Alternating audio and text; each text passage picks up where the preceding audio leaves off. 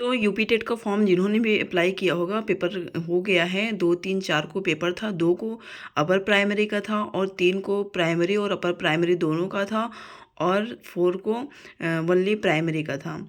तो सभी का पेपर हो गया और आई होप कि सबका पेपर बहुत अच्छा गया होगा। और आज की वीडियो में हम प्राइमरी लेवल का मैथ पेपर को सॉल्व करने वाले हैं। टोटल 30 क्वेश्चन है। 30 क्वेश्चन को हम सॉल्व करेंगे। पेपर मॉडरेट था, तो चलिए वीडियो को स्टार्ट करते हैं। क्वेश्चन 1 है, मतलब 91 से 7,500 की धनराशि को 8% वार्षिक साधारण ब्याज की दर से 3 वर्षों के लिए निवेश किया जाता है। प्राप्त राशि को फिर 2 वर्षों के लिए उसी दर पर पुनः निवेश किया जाता है, तो अंतिम राशि ज्ञात कीजिए। तो इसको यहाँ पे मैं सॉल्व की हूँ। तो यहाँ पे A1 मतलब A मतलब मिश्रधन होता है। मिश्रधन बराबर होता है साधारण ब्याज प्लस मूलधन, या फिर मूलधन प्लस साधारण ब्याज, ऐसे भी इसको लिख सकते हैं। तो यहाँ पे जो मूलधन की वैल्यू है, यहाँ पे ये 7,500 है। तो मूलधन की वैल्यू 7,500 है। यहाँ से सिंपल इंटरेस्ट निकाल देंगे। 7,500 सिंपल इंटरेस्ट बराबर मूलधन गुणे दर गुणे समय बटे 100 होता है। तो मूलधन 7,500 है गुणे 8 ये हमारा दर है और 3 ये समय है हमारा बटे 100। तो इसको हम सॉल्व करेंगे। यहाँ से 0 0 कट कर देंगे तो यहाँ पे 1800 आ जाएगा। तो ये 1800 आ जाएगा। तो अब मिश्रधन हम निकालेंगे, तो यहाँ पे मूलधन प्लस साधारण ब्याज को ऐड कर देंगे, तो यहाँ पे मिश्रधन आ जाएगा। तो ये मिश्रधन जो है नेक्स्ट ईयर के लिए बोल रहा है ना, प्राप्त राशि को फिर 2 वर्षों के लिए उसी दर पर पुनः निवेश किया जाता है। तो फिर निकालेंगे टोटल अंतिम राशि, मतलब अंतिम राशि का मतलब है यहाँ पे मिश्रधन लास्ट का। तो 9300 प्लस फिर से यहाँ पे ये जो है ये मूलधन हो जाता है। तो यहाँ पे मूलधन गुणे दर गुणे समय उसी दर पर कह रहा है, लेकिन समय 2 वर्ष होगा। तो इसको सॉल्व करेंगे तो 1488 आएगा। फिर अंतिम राशि कहाँ है, तो अंतिम राशि के लिए जो अंतिम राशि मतलब मिश्रधन है, तो 9300 प्लस 1488 बराबर 10,778। ये आंसर आ जाएगा हमारा बी ऑप्शन। तो क्वेश्चन नंबर सेकंड देखते हैं। एक आयताकार कार्यालय का फर्श 24.8 मीटर लंबा और 16.5 मीटर चौड़ा है। यदि फर्श बिछाने की लागत 12 रुपये प्रति वर्ग मीटर है, तो फर्श बिछाने की कुल लागत ज्ञात कीजिए। आयत का क्षेत्रफल, तो इसका सलूशन यहाँ पे है। आयत का क्षेत्रफल बराबर लंबाई गुणे चौड़ाई होता है। तो यहाँ पे लंबाई दिया है 24.8 मीटर और चौड़ाई 16.5। तो इसको मल्टीप्लाई कर देंगे तो 409.2 आएगा। ठीक है। तो कुल लागत पूछ रहा है। कुल लागत में जो बिछाने की लागत है 12 रुपये प्रति वर्ग मीटर। तो ये जो आयत का क्षेत्रफल आया है, इसमें 12 का मल्टीप्लाई कर देंगे तो जो वैल्यू हमें मिलेगा वही आंसर हो जाएगा। तो यहाँ पे 4910.40 आया है, 4910.40 आया है। तो ये हमारा यहाँ पे डी ऑप्शन सही होगा। ये नेक्स्ट बढ़ते हैं। 93 नंबर क्वेश्चन है। एक शुद्धिकरण संयंत्र 12 मिनट में 18 लीटर पानी भरता है। यदि यह 3 घंटे चले तो कुल कितना पानी भरेगा। तो यदि 12 मिनट में 18 लीटर पानी भरता है तो 1 मिनट में कितना भरेगा। तो एक एक नियम से इसको लगाते हैं। 12 मिनट में 18 लीटर भरता है तो 1 मिनट में ये यहाँ पे भाग हो जाएगा। तो इसको सॉल्व करेंगे तो 6 तरीक 18, 6 दूनी 12, 3/2 आएगा। तो 1 मिनट में जब 3/2 हो रहा है तो 60 मिनट में कितना होगा। तो 60 का मल्टीप्लाई कर देंगे तो 90 आएगा। तो 60 मिनट मतलब 1 घंटा, 1 घंटा बराबर 90 है। तो इसमें क्या पूछ रहा है, 3 घंटे में। 3 घंटे में कुल कितना पानी भरेगा। तो 3 घंटे में 270 हो जाएगा। क्वेश्चन पूरा नहीं दिख रहा है क्या, अभी दिखा। ठीक है, 3 घंटा में 270 ही आंसर हो जाएगा हमारा। नेक्स्ट है 94 नंबर। एक त्रिभुजाकार बोर्ड की भुजाएं 9 सेंटीमीटर, एक त्रिभुजाकार बोर्ड की भुजाएं 9 सेंटीमीटर, 10 सेंटीमीटर और 17 सेंटीमीटर हैं। एक वृत्त त्रिभुज के तीनों शीर्षों से होकर गुजरता है। परिकेंद्र त्रिज्या ज्ञात कीजिए। इसका डायग्राम कुछ इस तरह से बनेगा। एक वृत्त त्रिभुज के तीनों शीर्षों से, एक वृत्त जैसे ये त्रिभुज है, एक वृत्त इसके शीर्षों से होकर जाती है। ठीक है, तो सबसे पहले हम इसका परिमाप निकालेंगे। ये परिमाप का फार्मूला होता है a+b+c/2। तो यहाँ पे a+b+c ये इनकी भुजाएं हैं। a 9 सेंटीमीटर, b 10 सेंटीमीटर और c 17 सेंटीमीटर है। तो इन सबको ऐड करेंगे तो 36 आएगा। 36/2 करेंगे, इसको कट करेंगे, 2 1 9 2 8 16। तो यहाँ पे s की वैल्यू 18 आएगा। और क्षेत्रफल का एक ये फार्मूला होता है S minus A under root के अंदर S minus A S minus B S minus C. तो इसको यहाँ पे वैल्यू पुटअप कर देंगे। तो ए की वैल्यू 9, बी की 10, सी की 17, इसको ऐड कर देंगे, उसके बाद माइनस करेंगे तो 18 गुणे 9 गुणे 8 गुणे 1 इतना आएगा।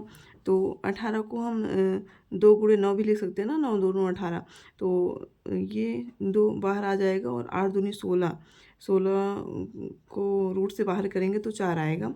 तो इस तरह से 4 और 9 को बाहर कर दिए तो 9 चौक 36। यहाँ पे हमारा क्षेत्रफल 36 आ गया। तो त्रिभुज के परिकेंद्र की त्रिज्या, ये फार्मूला होता है, ये फार्मूला होता है त्रिज्या का ABC अपान 4 डेल्टा। और डेल्टा मतलब ये होता है क्षेत्रफल। तो यहाँ पे ABC की वैल्यू तो पता ही है, क्वेश्चन में दिया हुआ है, तो उसको पुटअप करेंगे। और क्षेत्रफल हम यहाँ पे निकाले हुए हैं 36। और यहाँ पे 4 उसमें है फार्मूले में, तो 4 का मल्टीप्लाई कर देंगे तो इतना हमारा आंसर आ जाएगा। तो ऑप्शन नंबर यहाँ पे ए सही हो जाएगा। एक डिब्बा 10 सेंटीमीटर लंबा, 6 सेंटीमीटर चौड़ा और 4 सेंटीमीटर ऊंचा है। 2 सेंटीमीटर गुणे 2 सेंटीमीटर गुणे 2 सेंटीमीटर आकार के कितने घन इस डिब्बे के अंदर रखे जा सकते हैं। मीन्स एक बड़ा बॉक्स है, उसके अंदर छोटे छोटे बॉक्स को रखना है, तो कितने रखे जा सकते हैं। तो सबसे पहले इनका आयतन निकाल देंगे, उसके बाद बटे करके इनका आयतन कर देंगे, तो जो मिलेगा वही आंसर हो जाएगा। सिंपल है। तो आयतन के लिए तीनों का मल्टीप्लाई करेंगे, बटे इसका भी मल्टीप्लाई कर देंगे, तो इसको सॉल्व करेंगे तो 30 आएगा। 30 आंसर हो जाएगा।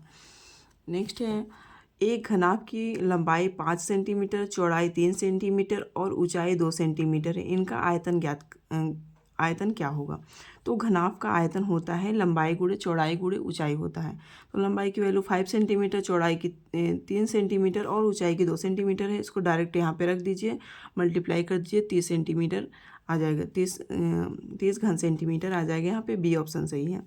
तो ये काफ़ी इजी क्वेश्चन है, बस फार्मूला याद रहे। 97 नंबर क्वेश्चन है, यदि 5 अप्रैल 2023 शुक्रवार है तो 5 अप्रैल 2031 कौन सा दिन होगा। तो एक इसका साधारण सा नियम होता है कि यदि लीप ईयर होता है तो 2 दिन बढ़ता है, और यदि साधारण वर्ष होता है तो 1 दिन ज़्यादा होता है। तो यहाँ पे 2031 जो है साधारण वर्ष है, तो 1 साल बढ़ेगा। अगर यहीं पे इसी की जगह पे लीप ईयर कोई होता तो 2 बढ़ता, मतलब शुक्रवार। अभी यहाँ पे लीप ईयर नहीं है, साधारण वर्ष है, तो यहाँ पे 1 दिन बढ़ेगा, तो शुक्रवार है तो शनिवार हो जाएगा। यहाँ पे ऑप्शन नंबर ए सही होगा। 98 क्वेश्चन, एक वर्ग का विकर्ण 9√2 सेंटीमीटर है, इसका क्षेत्रफल ज्ञात कीजिए। तो यहाँ पे वर्ग का विकर्ण जो है दिया हुआ है 9√2 दिया हुआ है, और इसका क्षेत्रफल ज्ञात करना है। तो इसके क्षेत्रफल का इसके विकर्ण का फार्मूला ये होता है √2 गुणे भुजा। तो विकर्ण की वैल्यू दिया हुआ है 9√2, तो यहाँ पे √2 कैंसिल हो जाएगा, तो भुजा की वैल्यू 9 मिल जाएगा। यहाँ पे क्षेत्रफल पूछ रहा है, तो क्षेत्रफल का फार्मूला होता है भुजा स्क्वायर। भुजा स्क्वायर मतलब भुजा की वैल्यू 9 दिया हुआ है, तो 9 का स्क्वायर करेंगे तो 81 आ जाएगा। 81 आंसर हो जाएगा। तो यहाँ पे ऑप्शन नंबर बी सही हो जाएगा। 99 क्वेश्चन, किसी राशि को पहले 12.5% बढ़ाया जाता है और फिर 8.4% घटाया जाता है, कुल प्रतिशत परिवर्तन ज्ञात कीजिए। तो इसका एक फार्मूला होता है a + b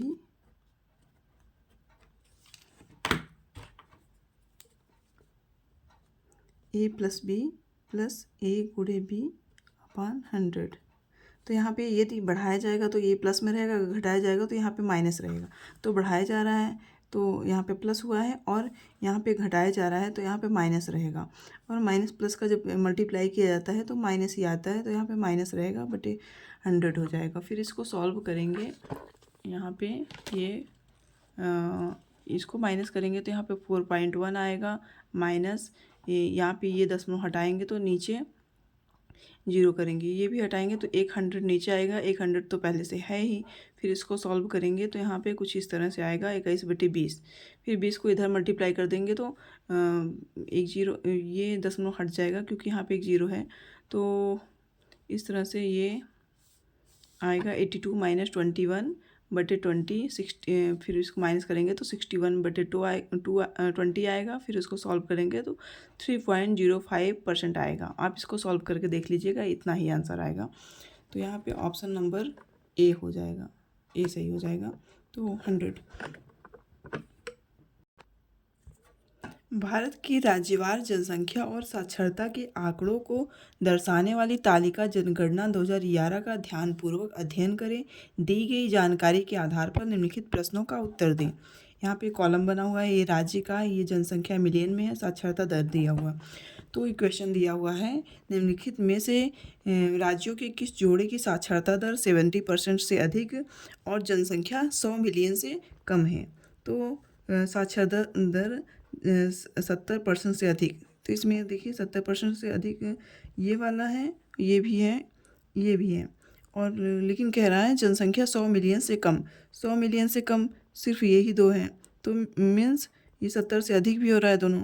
तो ये दोनों ऑप्शन ये सही होगा, पश्चिम बंगाल और मध्य प्रदेश। यहाँ पे देख सकते हैं डी ऑप्शन में है पश्चिम बंगाल और मध्य प्रदेश, तो यही ऑप्शन सही हो जाएगा। तो इस टाइप के क्वेश्चन बहुत ईजी होते हैं, बस जो बोला जाए वही सेम करते जाइए और कुछ नहीं होता है इस क्वेश्चन में। तो देखिए कैलेंडर से एक और क्वेश्चन आ गया है, यदि 1 जनवरी 2000 को शनिवार था तो 31 दिसंबर 2000 को कौन सा दिन होगा। तो किसी महीने का, किसी साल का पहला महीना और लास्ट महीने का, पहले महीने का पहला दिन और लास्ट महीने का अंतिम दिन, यदि वो साधारण वर्ष है तो सेम रहता है, लेकिन लीप वर्ष है तो एक दिन अधिक रहता है। तो ये 2000 जो होता है ये लीप वर्ष है तो एक दिन अधिक होगा इसमें। जैसे शनिवार है पहला दिन तो आखिरी दिन रविवार होगा। तो यहाँ पे ऑप्शन नंबर ए सही होगा। एक ट्रेन सुबह 9:15 बजे प्रस्थान करती है और दोपहर 1:45 बजे अपने गंतव्य पर पहुंचती है। यात्रा की अवधि कितनी है। तो इस तरह के क्वेश्चन को सॉल्व करने के लिए सिंपल सा ये है कि अगर कह रहा है कि 9:15 पे 9:15 है और 1:45 का है तो 1:45 को हम 13:45 भी लिख सकते हैं। तो इसको हम यहाँ पे 13:45 लिखेंगे और 9:15 को ऐसे ही लिख देंगे। तो यहाँ पे इसको घटा देंगे तो 30 आ जाएगा, इसमें से इसको घटा देंगे तो 4 आ जाएगा। सिंपल सा हमारा ये आंसर हो जाएगा 4 घंटे 30 मिनट। यहाँ पे देख सकते हैं ये डी ऑप्शन सही होगा, 4 घंटे 30 मिनट। 9.09 के 77% का अनुमानित मान ज्ञात कीजिए।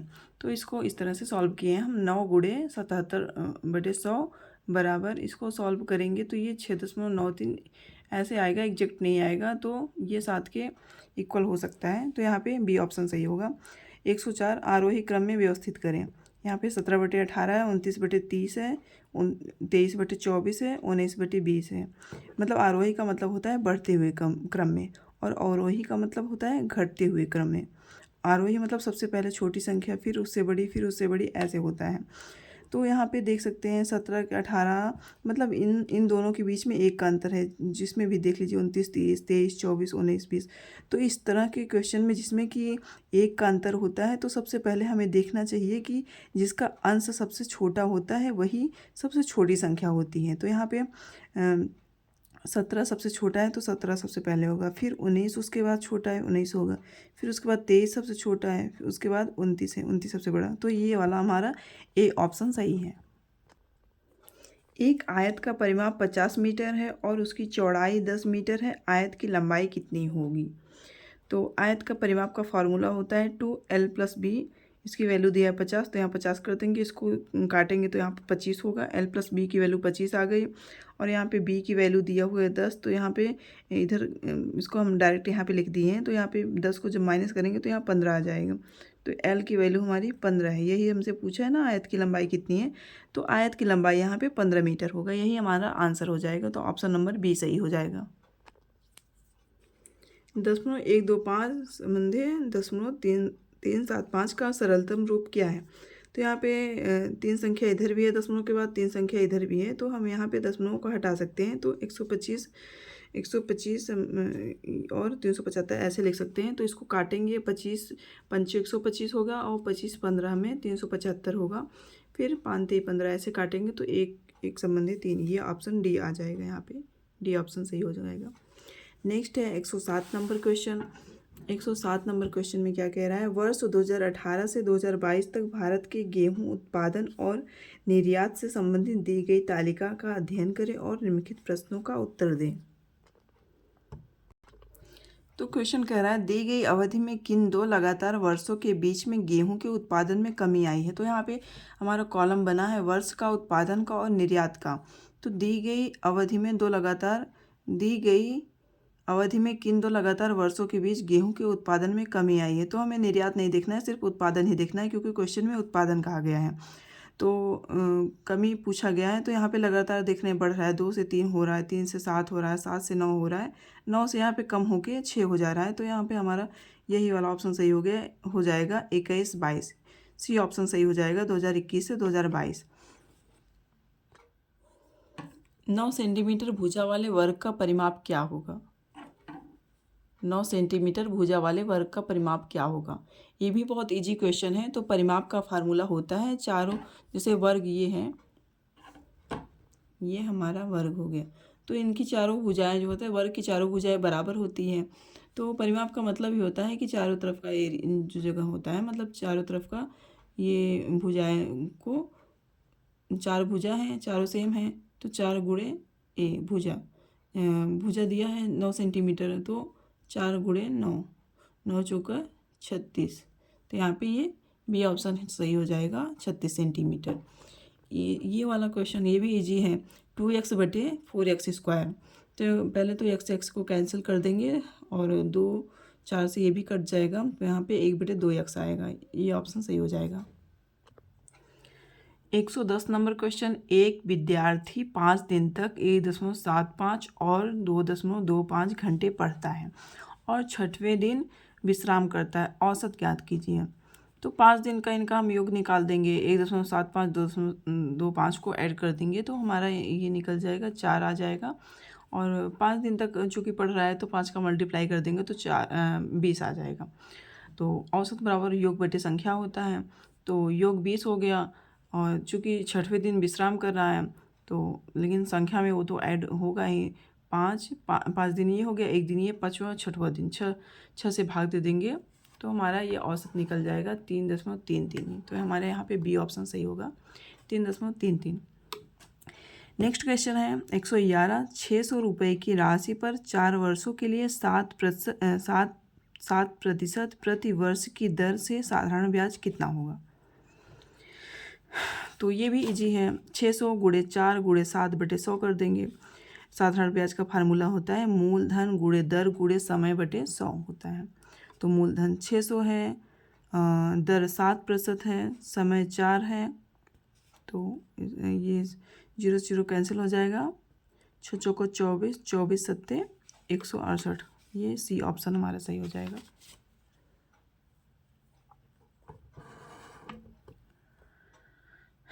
नेक्स्ट है 112। एक दुकानदार एक किताब पर लागत मूल्य से 30% अधिक का अंकन लगातार 11% की छूट देता है। लाभ प्रतिशत ज्ञात कीजिए। तो यहाँ भी उस फार्मूले से कर सकते हैं जो फार्मूला हम बताए थे, a + b + a × b/100 से। तो यहाँ पे देख सकते हैं 30% अधिक, तो यहाँ पे अधिक कर रहा है तो यहाँ पे इसको प्लस करेंगे। यहाँ पे देखिए, हाँ, और छूट दे रहा है तो यहाँ पे माइनस करेंगे। 30 गुणे, चूँकि जहाँ पे माइनस आता है तो माइनस और प्लस गुणा होकर माइनस ही होता है। तो यहाँ पे 30 गुणे 11/100 करेंगे। इसमें इसको घटाएंगे, 19 आएगा, -33/100, 19 - 3.3 आएगा। इसमें से घटाएंगे तो 15.7% आंसर हो जाएगा। यहाँ पे डी ऑप्शन सही हो जाएगा 15.7%।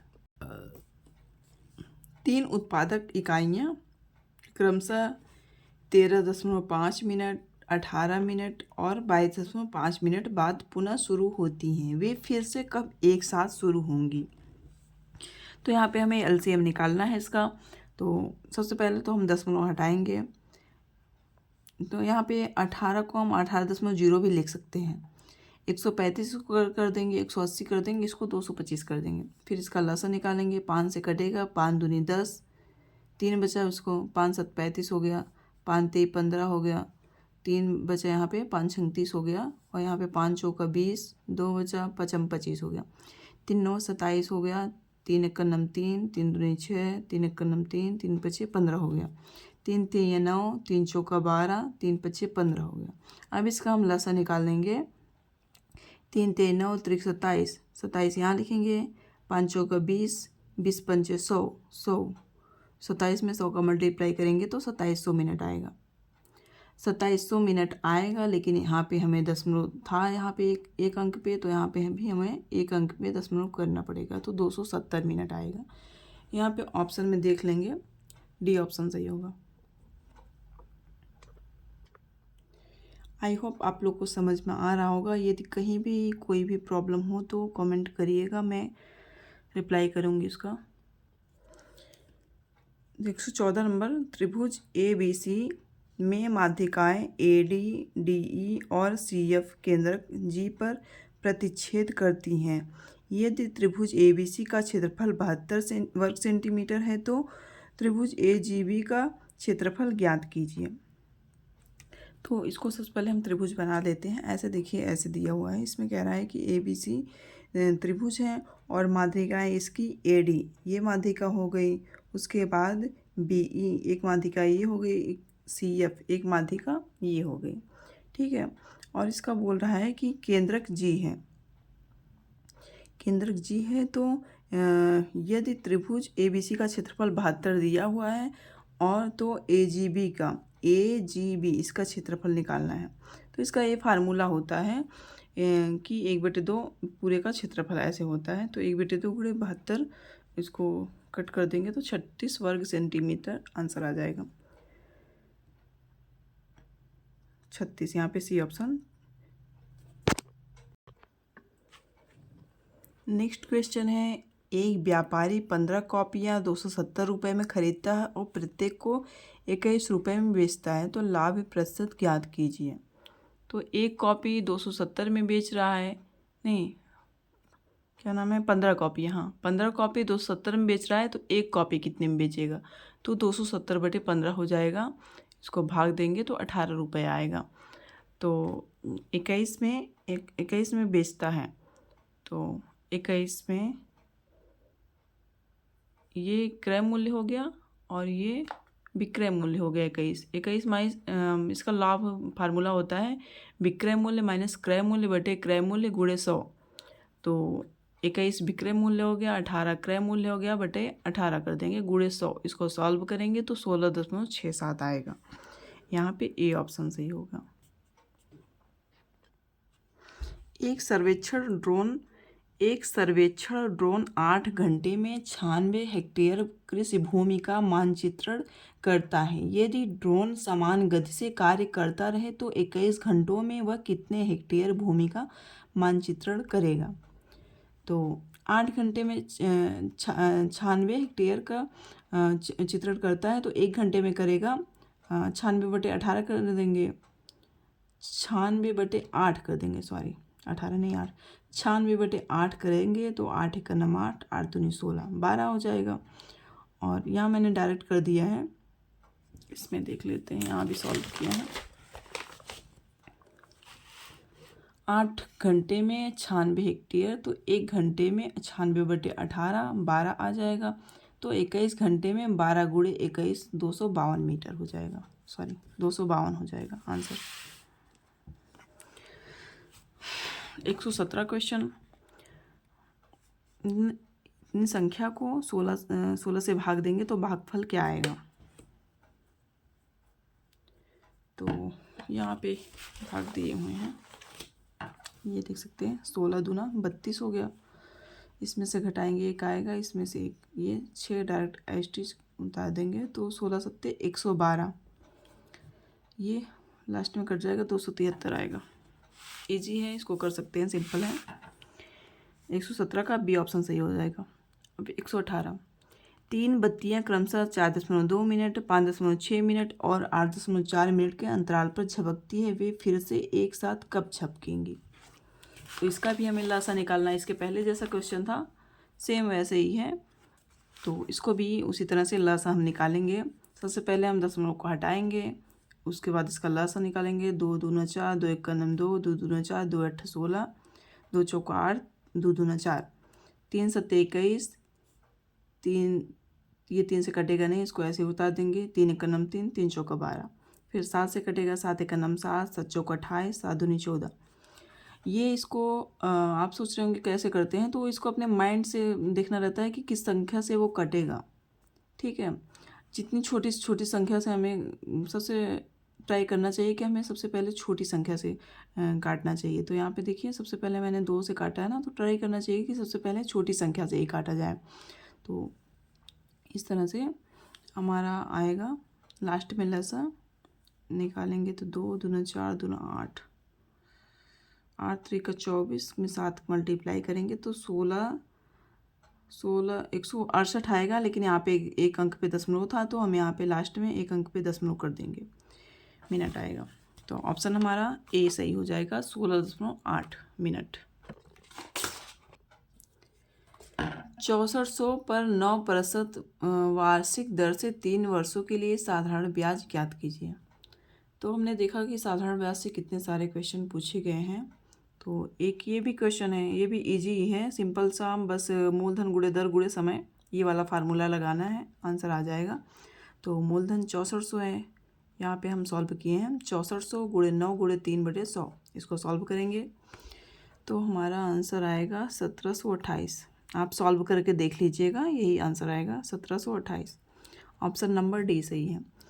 लास्ट क्वेश्चन है हमारा 120 नंबर। एक स्कैनिंग यूनिट 3/4 घंटे में 270 पृष्ठ स्कैन करती है, तो 2.5 घंटे में कितने पृष्ठ स्कैन करेगी?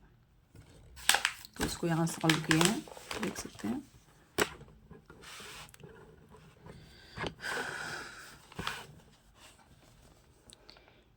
तीन बटे चार घंटे में 270 पृष्ठ स्कैन करती है, तो 1 घंटे में हम निकालेंगे। 1 घंटे में 270 गुणे ये ऊपर चला जाएगा, ये नीचे 4/3, तो हमारा आएगा 9 चौका 36, 360। तो 2.5 घंटे को हम 5/2 घंटे भी लिख सकते हैं। ठीक है, 360 गुणे 5/2, इसको सॉल्व करेंगे। 2 एक का नम 2, 2 अट्ठे 16, 18 पच्चे 90, 1 जीरो पहले से था, यहाँ पे 1 जीरो कर देंगे, तो 900 हमारे यहाँ पे आंसर हो जाएगा। तो हमारे ये 30 क्वेश्चन कंप्लीट हुए। तो कैसा रहा हमारा सॉल्यूशन ज़रूर बताइएगा, और किसी क्वेश्चन में कोई प्रॉब्लम हो तो कमेंट करिएगा। नेक्स्ट वीडियो में लाऊंगी हिंदी या संस्कृत पे। तो तब तक के लिए बाय बाय।